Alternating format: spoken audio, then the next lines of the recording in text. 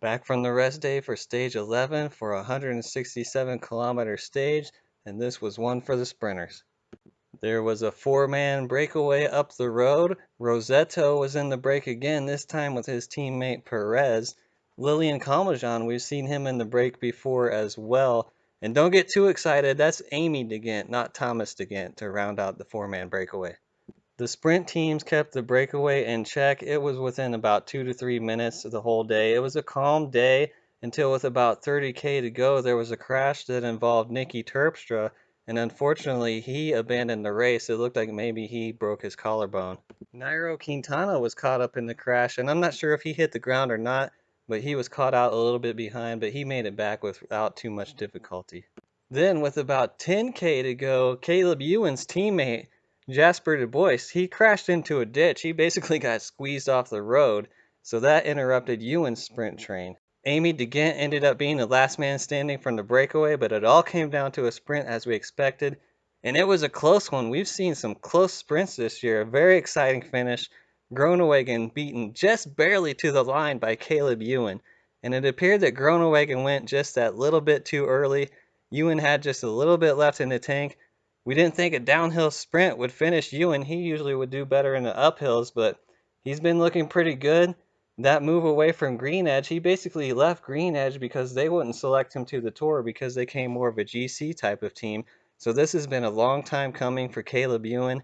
He takes the win, and he's won a stage in all three of the Grand Tours now. Here's the rest of the top 10 for today. Caleb Ewan ahead of Groenewegen, Viviani, and Sagan. And there were no major changes in the GC. Giulio Ciccone did lose time today, and that puts Thibaut Pinot back in 10th place, but that really won't have an effect on the overall race. Here's the profile for tomorrow. Stage 12 is 209.5 kilometers. There are two Category 1 climbs, and that final Category 1 climb has bonus seconds on the top. So the first rider across the line there gets an 8-second time bonus. And these time bonuses have inspired attacks, so keep an eye on that tomorrow.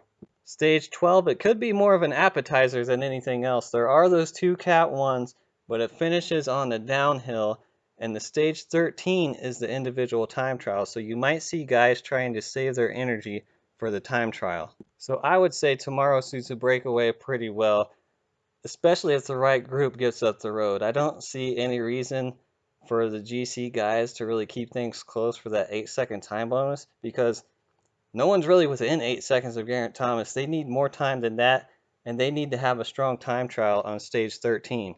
But as always, if the breakaway is a little bit close and the GC decides to just tear it up on those climbs, they will make up a lot of time and could easily catch the breakaway. So it all depends on who's in the breakaway and how much time they can get. So who's my prediction? This is a tough one for me to predict because I think it's going to be a breakaway, and those are harder to get right.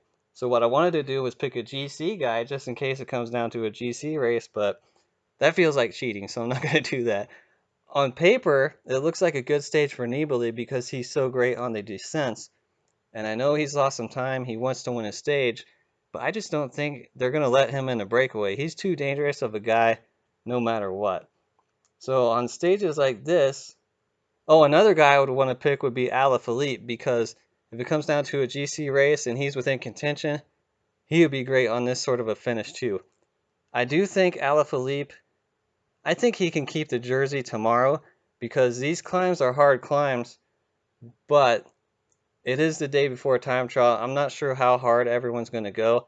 I think he can stay in there on a day like this. So back to the race prediction. I think that the GC teams on stages like this, they like to have a teammate up the road. So I'm going to pick George Bennett because I think he's just going to be so motivated. He lost that time in the crosswind section, and it was all because of a miscommunication about whether he should get bottles or not. Really, he shouldn't have been back there getting the bottles. So I think he's angry. He's going to ride with passion. And why not take a stage victory tomorrow? Team Jumbo has been on a roll. Let's predict George Bennett for the victory tomorrow. Should be an interesting stage.